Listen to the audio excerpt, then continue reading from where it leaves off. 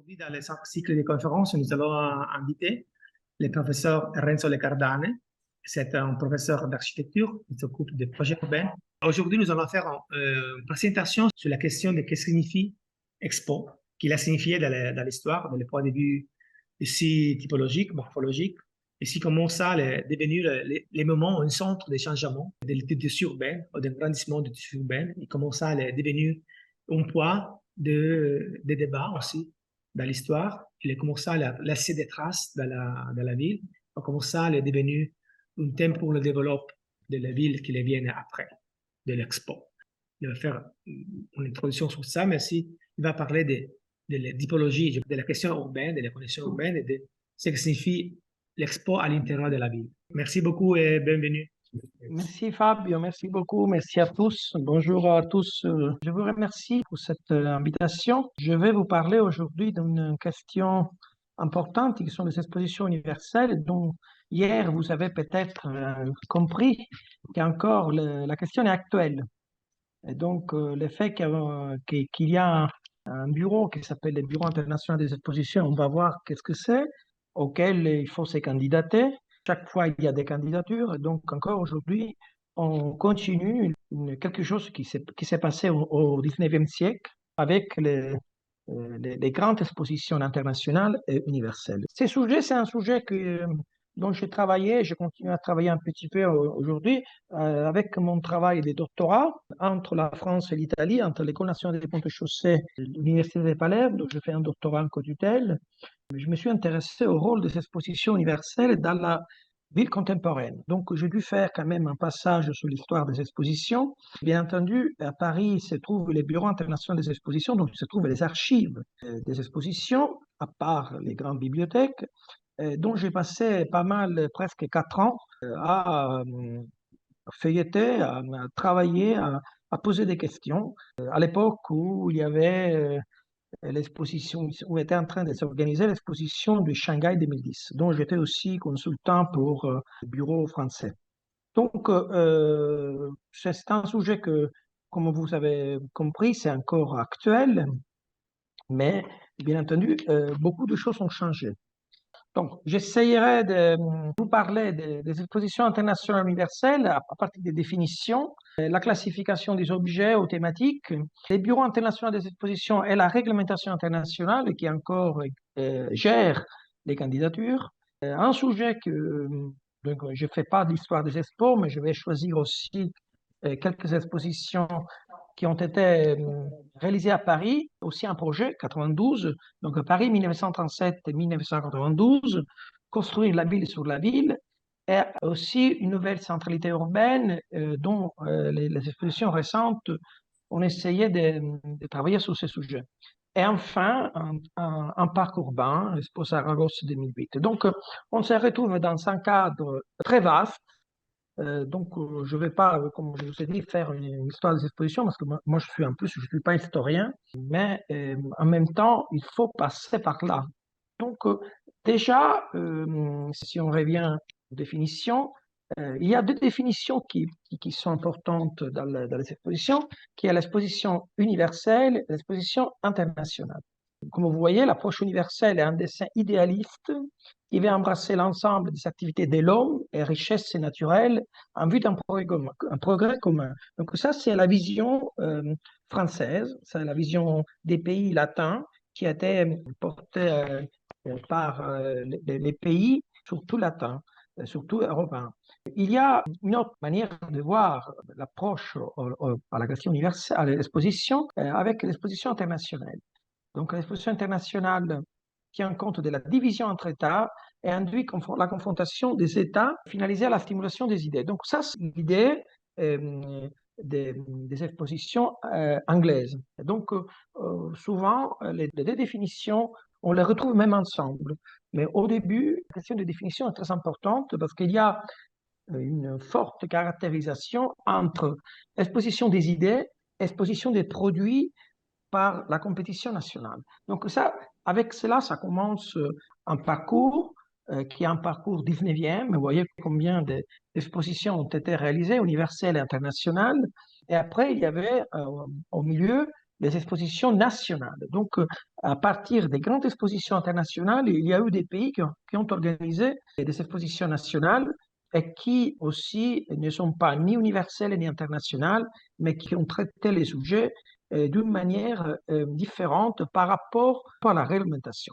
Il y a eu aussi des expositions échouées qui ont commencé mais ne sont pas du tout été réalisées, comme celle de Rome en 1942 et celle de Paris en 1989. Une autre exposition importante que je vous souligne est celle de Osaka.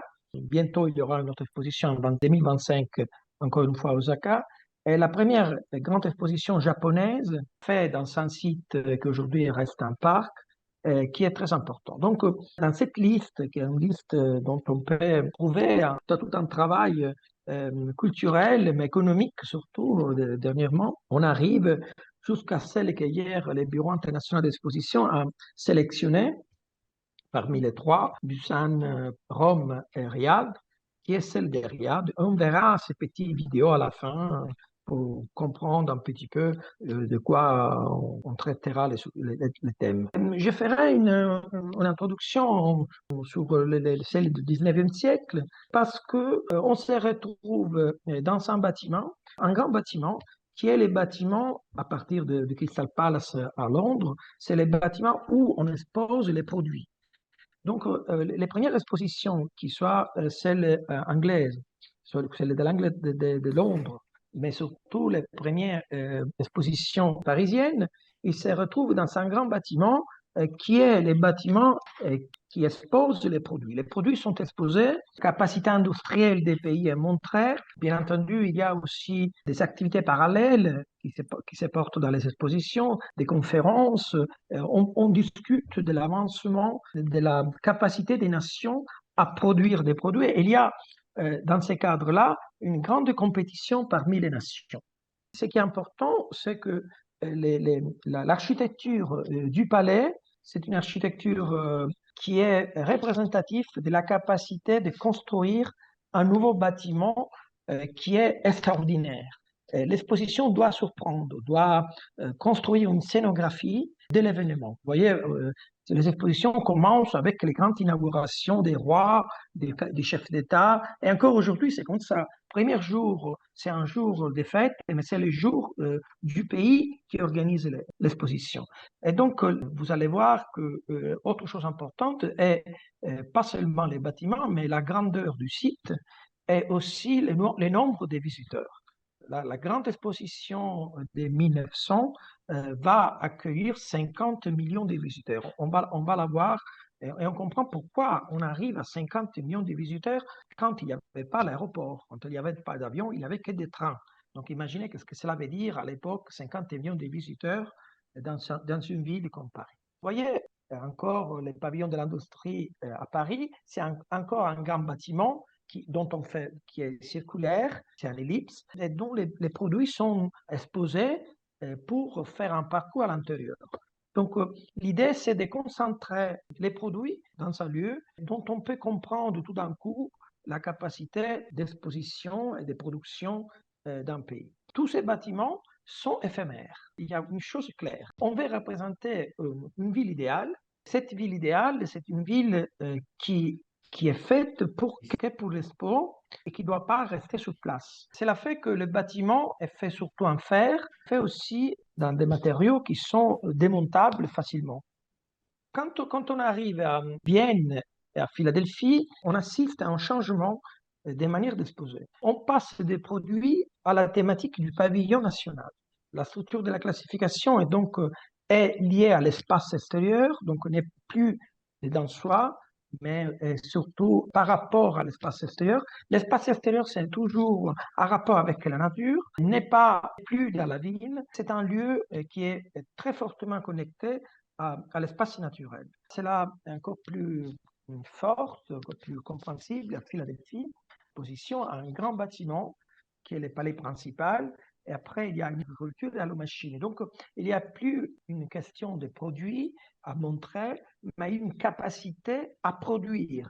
Donc on change de paradigme, c'est plus l'objectif de l'exposition, mais c'est la capacité des nations à produire des objets dans des bâtiments qui les gardent. Si on revient à Paris, et là on est à Paris, on voit bien qu'à Paris, par contre, les expositions se concentrent dans la ville. L'exposition est l'enjeu principal pour transformer la ville. Encore une fois, ce travail sur la ville, Paris va le faire toujours dans ces expositions jusqu'en 1937. Et je vous dirais aussi jusqu'à l'exposition 89 qui a échoué pour des questions fortement liées à l'extension de la ville. Pourquoi je dis ça? Parce que même si l'exposition est éphémère, l'exposition a la capacité de faire voir qu'est-ce qu'on peut faire après. Donc, il y a tout un travail d'imaginaire qui est un montage d'une scénographie urbaine et qui fait comprendre la capacité d'un événement à transformer les futurs tissus urbains de la ville. On voit bien que l'exposition du Trocadéro reste fortement importante parce que le Trocadéro sera le bâtiment qui va être renouvelé et qu'aujourd'hui, encore aujourd'hui, on trouve avec des fonctions, des musées, des récoltes d'œuvres d'art. Une autre chose importante, c'est qu'on continue à travailler à cette époque-là avec les mêmes idées de travailler sur un grand bâtiment démontable, mais en même temps de travailler sur un site qui est un site, même si c'est dans la ville, c'est fortement lié au caractère naturel d'un jardin, d'un parc urbain. Dans l'exposition qui vont suivre, là c'est l'exposition 89, bien entendu, il y a la question de l'objet icône. Donc la tour Eiffel va devenir l'objet icône qui doit être démonté, devait être démonté et par une combinaison d'hasard d'utilité va devenir une tour importante pour transmettre les signaux de la poste, mais surtout militaires. Et donc, la position va rester sur place, mais en même temps, on continue à expérimenter. Là, c'est les palais des machines de Ferdinand Duterre-Contamin, et c'est l'arche à trois charnières. Donc, c'est encore une question d'expérimentation qui vont après être utiles pour les gares ferroviaires, pour les grandes constructions qui vont venir, qui sont en train d'être réalisées, même à Paris, la gare du Nord, entre autres. Il faut dire une chose importante au début. Quand on va imaginer la typologie du pavillon, on ne savait pas comment il fallait exposer. Quelle était la typologie? Et donc, la typologie qui vient adopter, c'est celle du pavillon floréal, du pavillon qui garde les plantes. Donc, c'est un pavillon qui est beaucoup vitré, très vitré, et qui prend ses références au pavillon du jardin botanique. Donc ça, c'est très important parce que quand on imagine la première fois un bâtiment qui doit contenir les objets et les gens, il fallait quand même penser à une typologie de construction.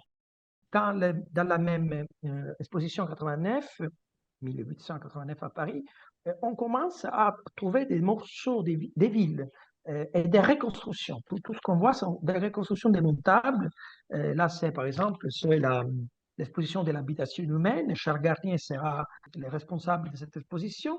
Et aussi vont s'ajouter toute une sorte de travail anthropologique qui est d'une part l'exposition historique, donc l'exposition du Vieux Paris, de la rue des Nations, et en même temps vont être reproduites des morceaux des villes, la rue du Caire, par exemple, ou sinon des petits villages, des villages des Outre-mer, dont les gens viennent, ils sont pas, ils sont dans leur costume, ils sont leurs-mêmes qui habitent dans ces villages à être exposés. Donc on commence à travailler sur la question anthropologique. Les gens, il y a des photos qui montrent que les gens touchent ces gens parce que les jeunes commencent à voir la peau différente, les gens différents, et ils les touchent comme si on est presque au zoo, parce que c'est la première fois qu'on voit des gens complètement différents.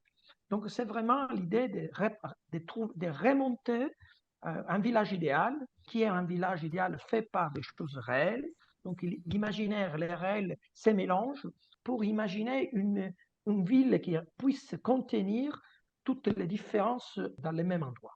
Bien entendu, il y a toute une idée du côté des progrès, donc on est sur des expositions occidentales, ça il faut le dire, dont il y a une suprématie occidentale, mais en même temps, il y a la question de la découverte. il y a il y aura l'anthropologie et la science sociale qui vont commencer à travailler sur ce lieu. Et donc, c'est important que ces gens-là puissent être montrés comme preuve des autres civilisations de l'autre partie du monde. Il ne faut pas oublier que les gens se déplaçaient à l'intérieur de l'Europe. Donc, il n'y avait pas la possibilité de voir, sinon à travers les premières photos. Il faut imaginer qu'il y a une exposition, celle de 1900 à Paris, qui est l'exposition des 50 millions de visiteurs. Attention, quand on dit 50 millions de visiteurs, ça veut dire des 50 entrées dans l'expo. Donc, il n'y a pas, si on rentre plusieurs fois dans la période d'exposition, on compte toujours l'entrée. Donc, il faut imaginer qu'une exposition dure, grosso modo, 6 mois. Et donc, l'exposition de 1900 à Paris, c'est une exposition qui fait venir beaucoup de monde à Paris et qui annonce aussi la construction du premier métro parisien. La ligne 1 du métro est réalisée à l'occasion de l'exposition 1900 pour relier l'Est et l'Ouest de Paris, donc pour relier les grands parcs de Bois de Boulogne avec le parc de Bois de Vincennes. Et à Vincennes, on retrouve aussi des morceaux d'exposition comme les os des animaux et la pagode. Et il y a d'autres sortes de pavillons qui sont restés, grosso modo, sur place, ont été transformés, mais en tout cas, la grande partie des pavillons thématiques ont été démontés. La ville se présente encore une fois avec des objets retrouvés. On peut dire que la tour Eiffel, c'est un objet retrouvé. N'oublions pas la polémique de ceux qui voulaient démonter la tour Eiffel, la ferraille, qui ne servait à rien, c'était seulement un belvédère, et qui va rester dans l'imaginaire parisien pour toute la belle époque, mais en même temps pour l'art de cette époque-là, qui est fortement représenté par les artistes de l'époque. Donc, il y a des objets retrouvés, donc, qui sont, et ce n'est pas seulement la tour Eiffel, qui restent, je veux dire, par hasard, parce que la ville accepte un bâtiment qui est prévu pour être éphémère. Paris n'avait pas une vue de si haut. Donc, sinon, il fallait monter avec des ballons aérostatiques. En tout cas, là, tout le monde pouvait monter et voir Paris de haut. Donc, ça a été encore aujourd'hui, quand on va à Paris la première fois, peut-être tout le monde a envie de monter sur la tour Eiffel. Donc, reste un pavillon iconique. Autres pavillons iconiques sont des pavillons qui changent la nuit du jour. Donc, si arrive les palais de l'électricité, arrive la lumière et les bâtiments changent complètement et font voir une autre ville, une ville idéale, dans un moment où encore l'électricité n'était pas encore dans la ville. Autre chose importante sont les découvertes techniques, comme par exemple le toit roulant, qui était un parcours roulant soulevé sur la ville, qui faisait l'entour de l'enceinte de l'Expo et qui faisait à 3 vitesses marcher les femmes et les hommes sur ce tapis roulant. N'oublions pas qu'autre chose importante, c'est que l'exposition, c'est un périmètre fermé, donc il y a des portes d'entrée. Donc c'est un lieu enfermé pendant l'expo. Et donc, l'effet de regarder à partir du périmètre tout ce qui se passe là-dedans, c'est une chose importante et qui va rester encore aujourd'hui dans la mémoire de cette exposition. Aujourd'hui, il y a tout un système qui peut montrer de haut l'exposition. Donc, il y a une sorte de raconte imaginaire de haut du site de l'expo. Il y avait aussi les premières expérimentations, les cinérama, les maréoramas, donc des représentations imaginaires des villes racontées à travers les premières techniques modernes, donc qui faisaient retrouver les visiteurs comme dans un bateau ou dans un ballon statique. Et donc, il y a tout un travail de scénographie urbaine, mais même d'imaginaire, de voir comme dans un film un paysage de notre monde et qui est à travers des techniques à l'époque révolutionnaires, faisaient vivre des sensations presque en réel. Une chose importante, c'est la question de la réglementation. Parce que jusqu'à là, les expositions étaient, jusqu'au 19e siècle, organisées par des pays comme la France, l'Angleterre, on a vu Vienne, mais qui avaient une force, une importance culturelle, mais aussi aussi économique. Et donc, par rapport à leur statut de nation puissante organiser des expositions. Il faut dire que c'est à partir de 1908 qu'on commence à parler de réglementation et des bureaux qui gèrent les candidatures. Et il faudra attendre 1928 pour que les pays signent ensemble, signent, pays qui veulent adhérer au groupe des nations qui veulent se fédérer dans un bureau international qui va choisir les candidatures et qui, à l'époque, comptait 28 pays et aujourd'hui en compte 182 pays, qui sont les mêmes pays qui vont voter, qui vont décider qui gagne les candidatures. Donc, pour se présenter à une exposition, les pays vont se candidater. On va choisir 3 villes candidates et les 3 villes candidates vont être choisies par des réunions des pays. Donc, ce qui s'est passé hier, c'était ça, la 173 troisième réunion de billets. Pourquoi les billets, c'est très important? Parce qu'il faudra attendre en 1954 pour avoir une réglementation.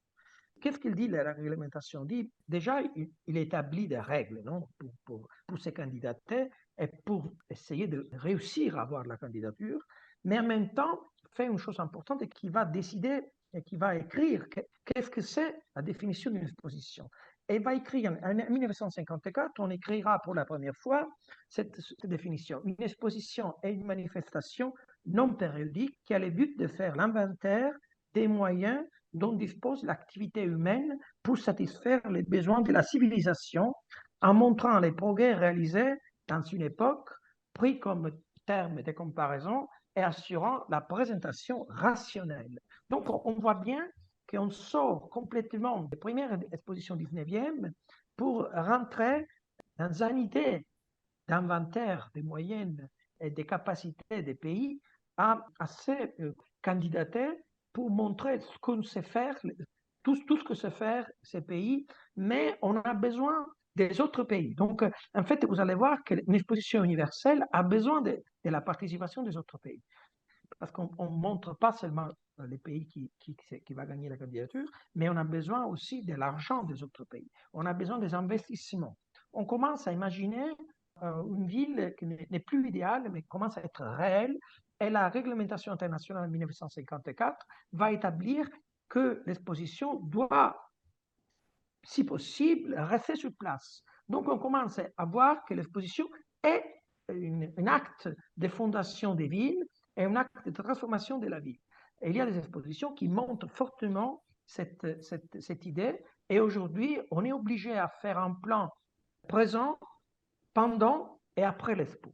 Et ça, c'est très important pour gagner la candidature, qu'il faut montrer qu'on est capable de transformer et de réutiliser. Les États membres sont aujourd'hui 182 et il y a la figure importante dans le secrétaire général. Donc là, cette photo, celui à gauche, qui est Vincent Lochotales, c'est le monsieur que j'ai rencontré souvent quand j'étais doctorant et j'ai travaillé dans le bureau international d'exposition de Paris, qui il est d'origine espagnole et qui était sur place jusqu'en 2020. Donc, imaginez, toutes les expositions jusqu'à aujourd'hui ont été gérées par ces messieurs, qui c'est le secrétaire général. Qu'est-ce que c'est le secrétaire général? C'est quelqu'un c'est vraiment un diplomate. Donc, c'est haute diplomatie. La sélection d'une exposition universelle n'est pas du tout, là, malheureusement, il faut le dire, ce n'est pas du tout les projets. Nous, on imagine que la vraie question est les projets, mais en même temps, ce n'est pas vrai. Ça, c'était une chose claire pour ceux qui connaissent comment ça marche les bureaux. C'est une affaire diplomatique. C'est une affaire diplomatique, c'est une affaire économique.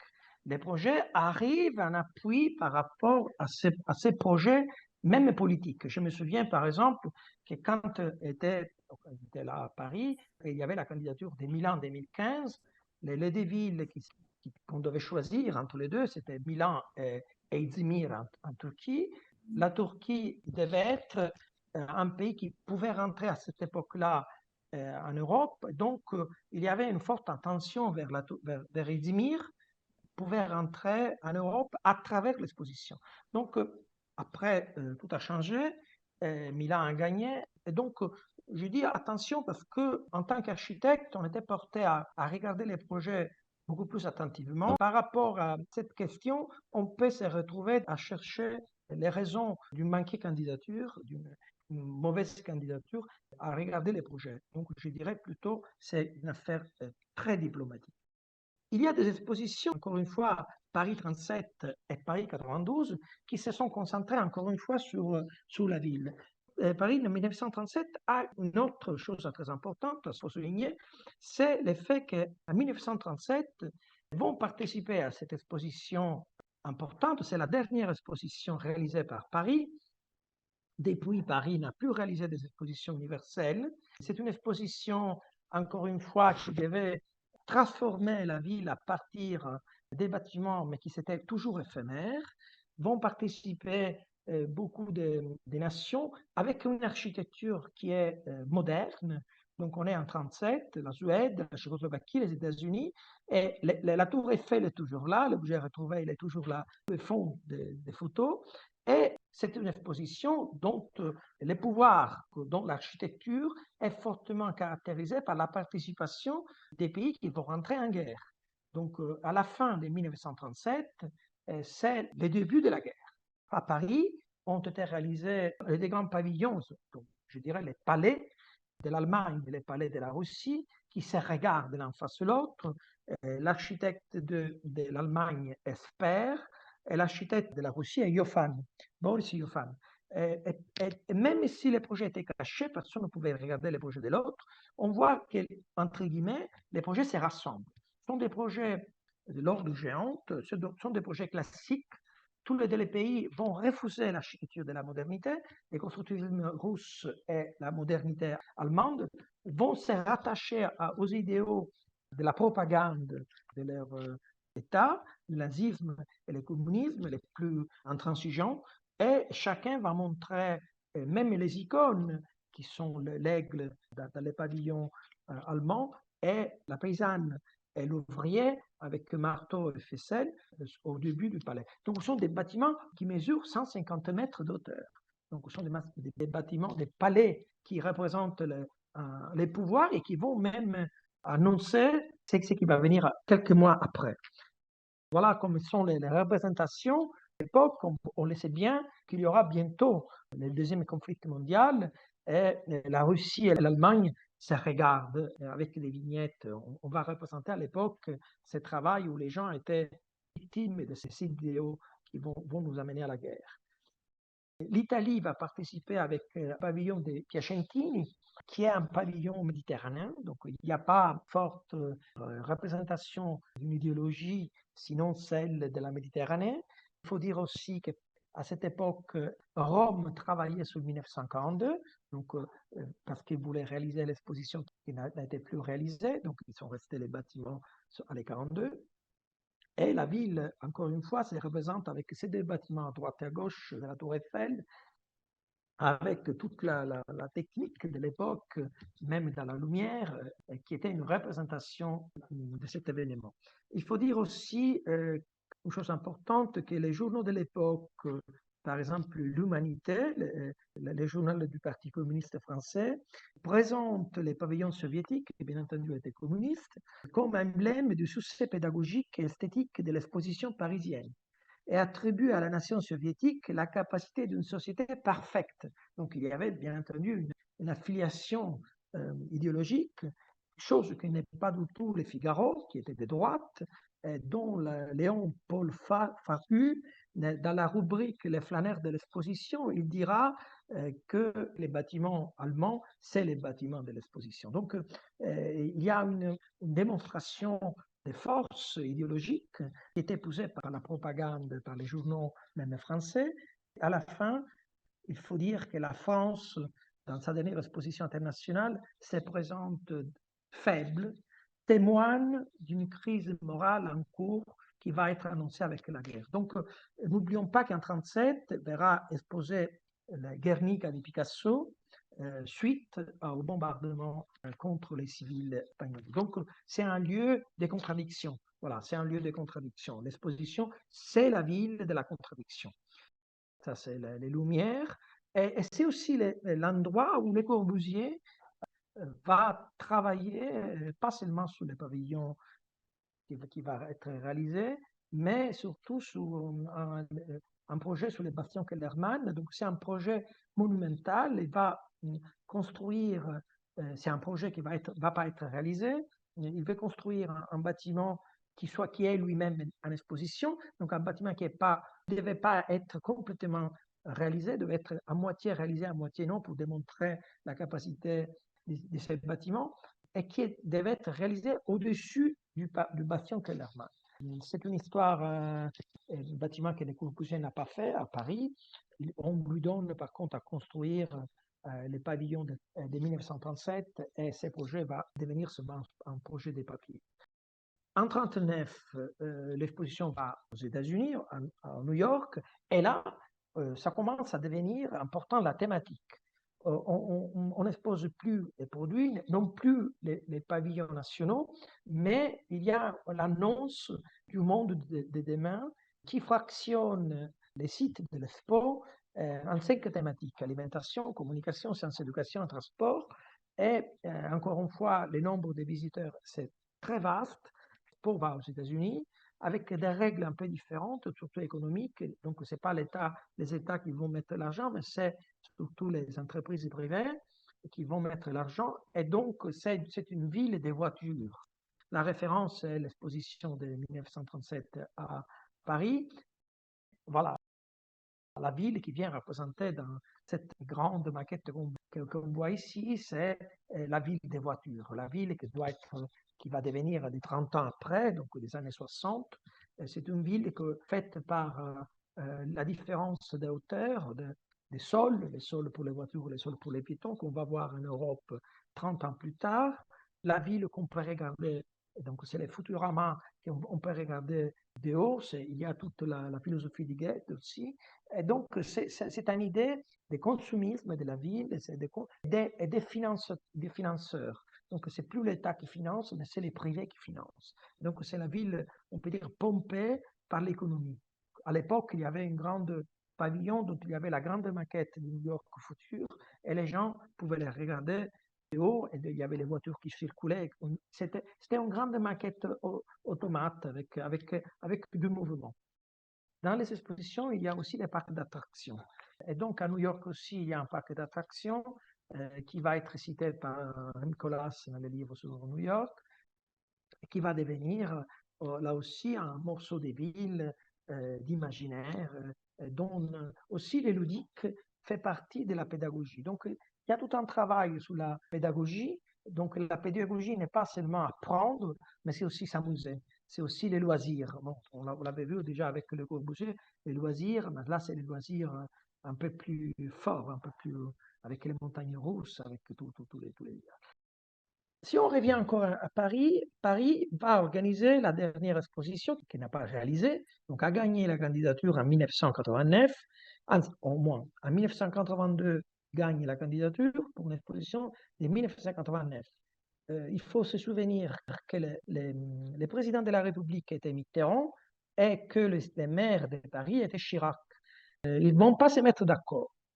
Paris, qui avait gagné la candidature, va, avec une lettre de Mitterrand, va écrire une lettre au Bureau international des expositions après 5 ans de projet pour dire qu'il va se retirer. Parce que la question est assez claire. L'exposition est une exposition temporaire, mais l'exposition et les projets d'exposition étaient pour rester sur place. Et du moment que le maire de Paris avait donné le terrain, avait prêté le terrain pour les réavoir, pour faire des actes, des zones d'aménagement concerté, il ne voulait pas renoncer à l'emprise foncière, le maire, et donc a dit qu'il allait refuser de prêter le terrain. La question du terrain, c'est une chose très importante. À qui appartient le terrain? Et sur Milan, il y a eu des problèmes parce que le terrain, avant d'acheter les terrains, ils sont passés presque 3 ans et on a perdu du temps pour réaliser. Donc, la propriété des terrains, qu'il soit public, c'est très important. Et à l'époque,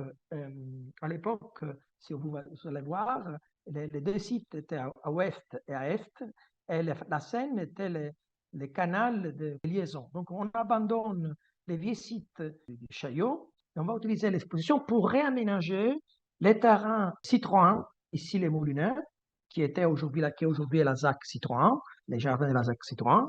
Et l'autre terrain, on va voir quels sont les projets. Les projets, c'est un projet de Gergotti qui va être les meilleures vues. Donc, c'est un peu l'idée, c'est que celui de Gergotti, de dépasser les périphériques, de dépasser les infrastructures, avec un projet qui est un projet des pavillons nationaux qui va devenir plus tard un projet de transformation des logements.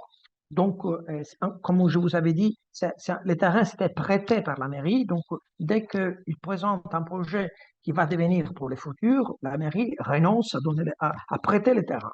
Là aussi, il y a un projet de Colas qui va présenter les projets sur les deux sites, qui par contre était un projet éphémère, qui travaille sur les périmètres, sur les bords, et à l'intérieur, vous voyez, il n'y a presque rien à été dessiné, parce que c'est l'événement. C'est l'événement que ces fois, c'est fait de jour à l'autre. Donc, c'est l'organisation de la fête. Donc, ce n'est pas une construction de la fête. Et de l'autre côté, il y a aussi le site de Tolbiac, qui est celui de Bercy, le site de Tolbiac, dont il y avait un projet d'Antoine Grambach. Il y avait aussi Beaufil, mais le projet d'Antoine Grambach devait être celui qui devait passer. Et là aussi, encore une fois, qu'est-ce qu'il fait lui? Il travaille sur la pièce urbaine. Sur un grand quartier avec une grande place elliptique et qui devait rester après l'exposition. Donc, ça, c'est notre proposition des Colas sur les sites de Tolbiac. Et il y avait aussi un boulevard flottant qui était de Renzo Piano, qui était l'entrée de l'exposition. C'était un nouveau boulevard flottant sur l'eau qui devait servir pour la grande inauguration de l'exposition, qui devait être une sorte de plateforme sur la Seine, comme une grande péniche sur la Seine. Et il y avait aussi, là on est en 93, des projets de Jean Nouvel, qui est la station Vitale, qui devait être un bâtiment qui se soulevait sous la Seine, un peu un travail de collage, mais qui était monté sur la Seine, et qui va devenir par contre un projet un peu plus fragile, qui est de faire un aménagement, une scénographie des ponts de Paris. Donc, on va devenir un peu plus flou. Donc, vous voyez, quand il y a l'exposition, il y a toujours 1000 projets qui vont se superposer, donc on va décider. Mais ce qui était passé par les gouvernements, parce que l'exposition est portée par les gouvernements, donc par le président de la République à l'époque, c'était que l'exposition devait rester sur place. C'est là, dès qu'il a été décidé ça, les maires de Paris renoncent à donner ces terrains et donc l'exposition ne se fait plus. Donc Paris va renoncer à l'exposition. Par contre, il faudra attendre des autres expositions que vous peut-être connaissez, parce qu'il y a aussi 1958. Donc, je vais un peu en arrière pour vous montrer comme il y a eu des endroits où la construction des pavillons a été une partie démontée, une partie est restée à travers l'architecture des pavillons. L'exposition suisse est restée seulement l'atomium. Le Canada, Montréal, il restait quelques bâtiments, surtout celui d'Habitat 67. Mais encore une fois, la chose qui caractérise cette exposition est la thématique, Terre des hommes. Donc, à partir de la seconde moitié du XXe siècle, ce qui reste très important est la thématique de l'exposition, qui doit être une thématique de l'homme, non, Terre des hommes. C'est l'idée que l'homme doit rester en tant que, avoir la capacité d'imaginer le futur, pas de la ville, mais de la vie dans la Terre. Donc, il y avait des grands idéaux. N'oublions pas que, par exemple, en 1958, à Bruxelles, l'atomium venait après la bombe nucléaire. Et donc, c'est la première exposition qui se représente dans le monde après la Grande Guerre, après la bombe. Et donc, il y a toute une énergie pour que cette énergie qui avait causé la bombe doit être réutilisée pour les centrales nucléaires. Donc, c'est l'idée qu'il ne pouvait plus imaginer un monde pire que le deuxième conflit mondial. Donc, il y avait une énergie importante. En 1970, Osaka fait tout un travail grâce à Kenzo Tange et Isozaki, qui sont les organisateurs, entre guillemets, les ponts, on peut dire les catalysateurs d'une exposition pour la première fois au Japon, avec un grand bâtiment qui est la Festival Plaza, qui va récupérer les questions de la place européenne. Séville qui va devenir un technopole qui est encore sur place, mais qui a laissé pas mal de problèmes après l'exposition. et qui a remplacé en vitesse le fait que Paris a renoncé à l'exposition. Donc, on explique cette histoire de Séville en tant qu'une exposition de récupération. Et enfin, Lisbonne, qui décide de construire un site dans la zone orientale de la ville. Il fallait choisir entre Orient et Occident. Ils vont travailler sur la zone orientale de la ville et qui est une exposition clairement de transformation de la ville. Ils veulent faire une nouvelle centralité. Ils veulent créer une nouvelle centralité dans un lieu où personne ne voulait investir. C'est un lieu où il y avait les déchets de la ville. C'est un lieu où la mairie de la ville terminait justement à côté d'un affluent du Tage. C'était un lieu où il y avait les déchets de la ville, où il y avait des raffineries pétrolières. Donc, ils sont dépensés un peu plus d'un tiers du budget de l'exposition pour dépolluer. Donc, il y a un fort travail de dépollution. Et l'idée, c'est de retracer les contacts avec la ville derrière, qui est une ville de périphérie urbaine. Dans ce travail-là, le travail de Manuel Salgado, qui travaille sur un morceau, parce que n'oublions pas que les sites est 350 hectares, mais en même temps, il y a un site qui est celui-là, qui est les grands sites, et après, il y a un site central qui s'appelle Recinto, l'enceinte, et qui est celui de l'exposition plus monumentale, dont il y a les pavillons. L'exposition de Lisbonne n'est pas une exposition comme les autres. Il n'y a plus d'exposition comme celle-là, et c'est une exposition mondiale.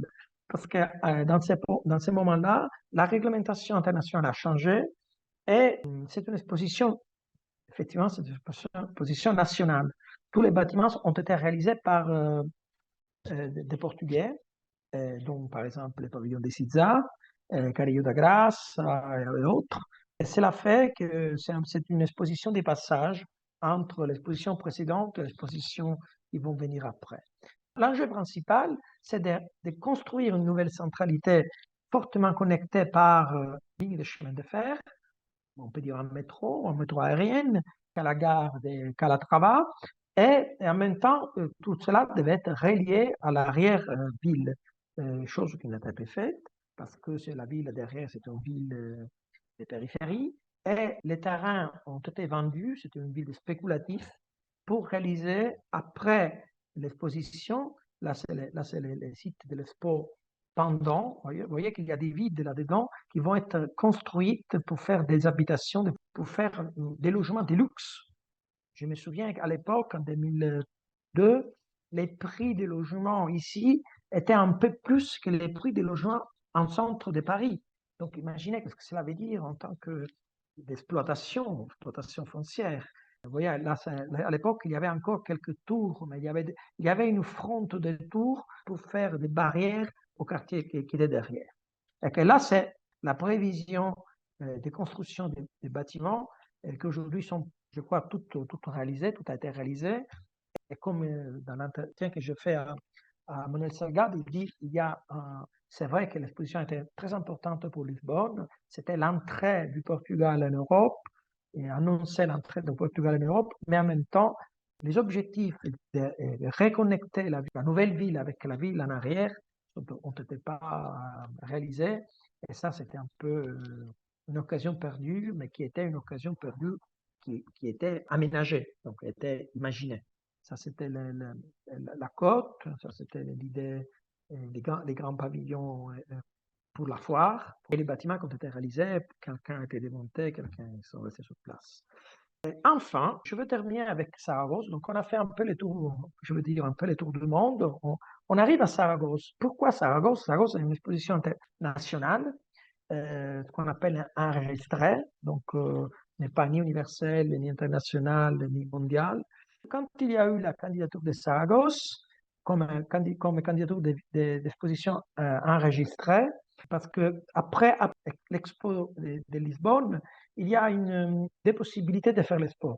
La première est l'exposition universelle et l'autre c'est une exposition enregistrée, donc un peu plus petite, à une échelle encore plus petite. Le site a une extension de 145 hectares, mais l'idée est de réaliser dans le fleuve Ebro, d'utiliser un terrain agricole fortement qui pouvait subir la montée de l'eau du fleuve, donc un peu dangereux, en même temps travailler sur la thématique de l'eau. Donc, l'axe porteur de cette exposition est l'eau. Donc, c'est l'eau dans l'humanité.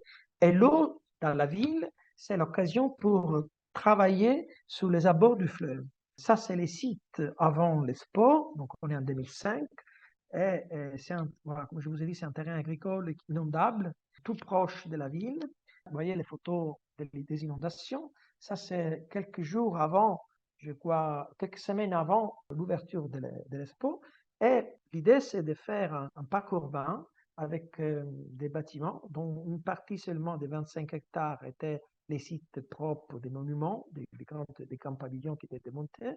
Et le projet, c'est de la paysagiste Noki qui fait un travail fortement concentré sur le terrain, sur la connaissance de l'eau et la connaissance de la végétation. C'est aussi un travail voilà, qui reconnecte ces sites à la ville avec l'idée de construire un peu plus avant, après l'Expo, une façade urbaine fluviale, comme des autres villes européennes.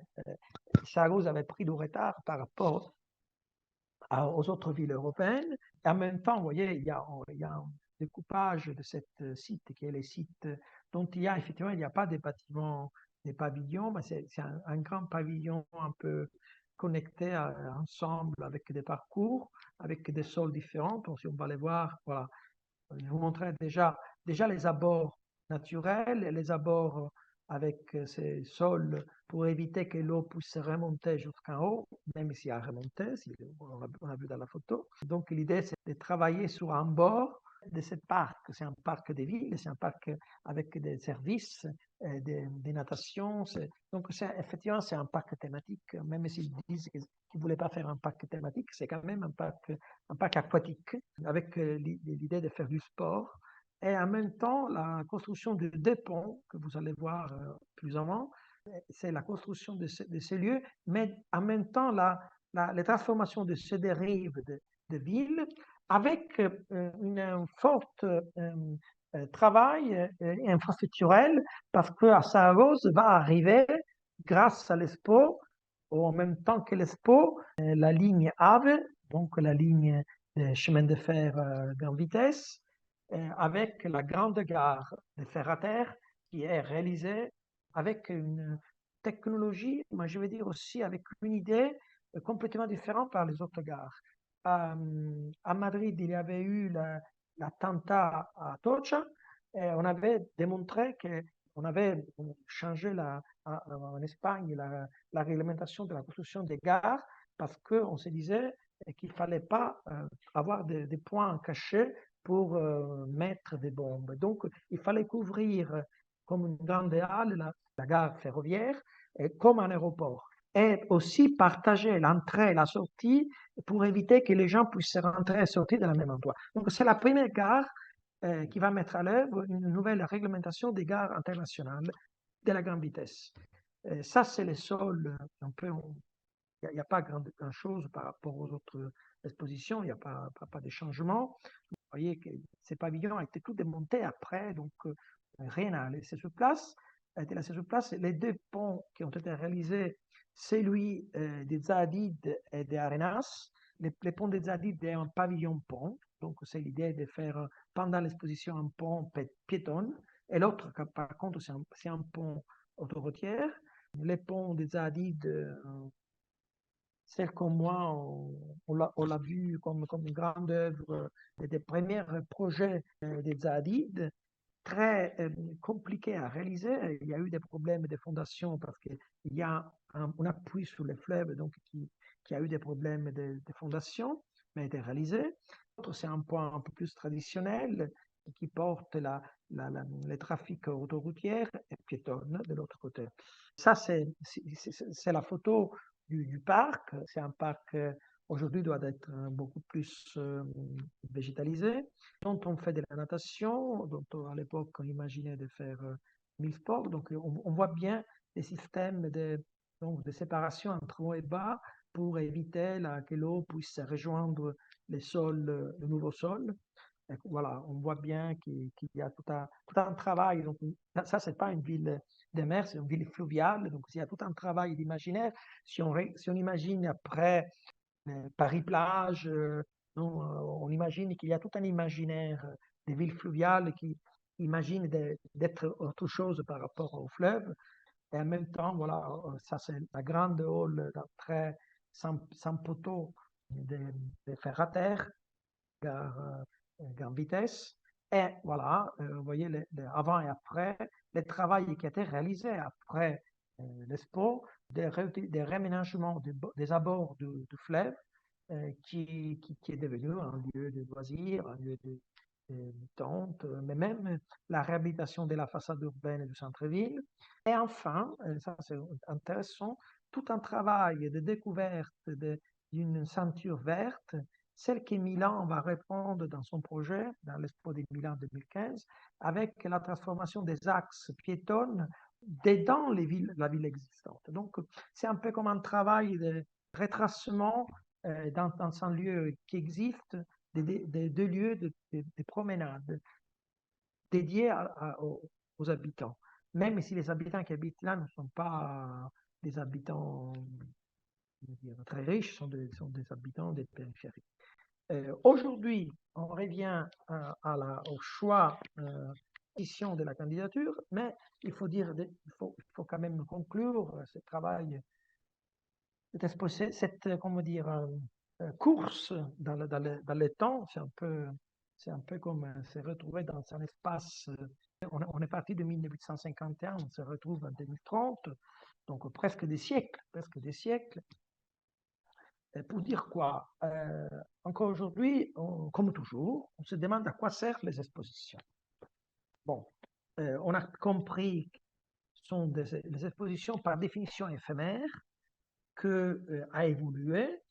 Il y a eu une évolution fortement du produit au thème, du produit au palais, du palais à la thématique mondiale, la thématique de l'homme.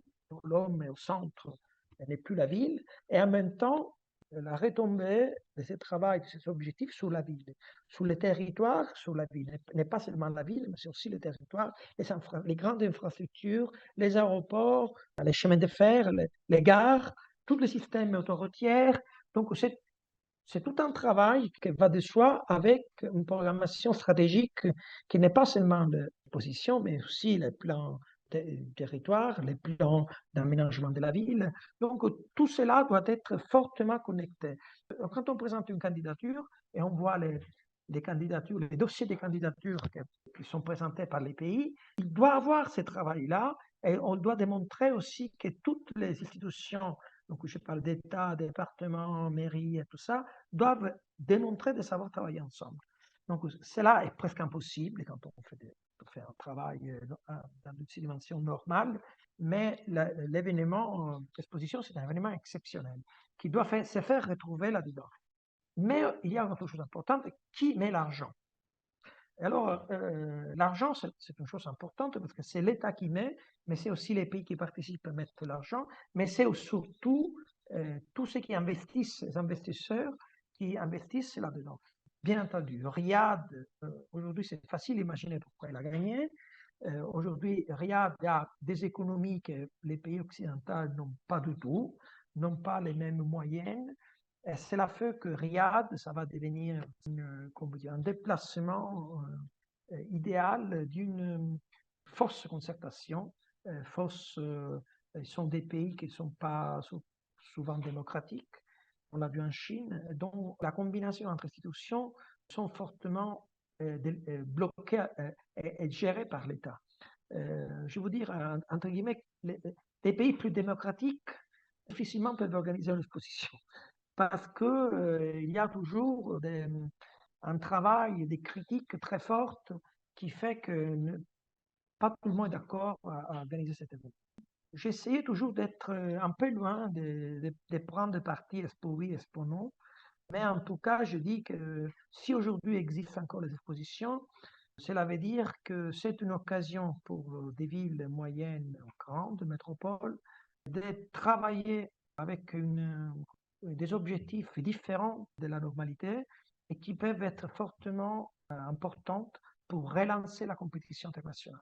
Ça, c'est un peu l'idée qu'on doit à l'histoire des expositions et à tout ce qui reste, hein, avec les bâtiments qui existent aujourd'hui, avec tous les patrimoines qui restent, même s'ils restent encore aujourd'hui pas trop évidents par rapport à tout ce qui a été élaboré.